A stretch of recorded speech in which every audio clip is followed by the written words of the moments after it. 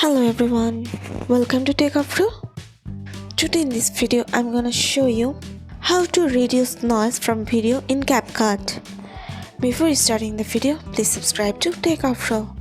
So let's get started. For this, you have to open your CapCut and select a video.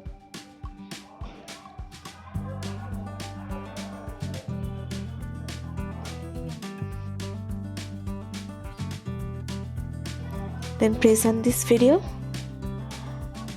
and search for reduce noise. Here it is.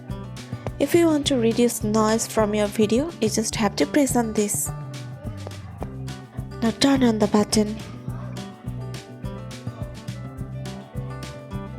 Press on this sign option. That's it. So this is how to reduce noise from video in CapCut. So guys, that's it. You can do this. I think this video is very helpful to you. If it was, then give a thumbs up and hit the subscribe button. And thanks for watching.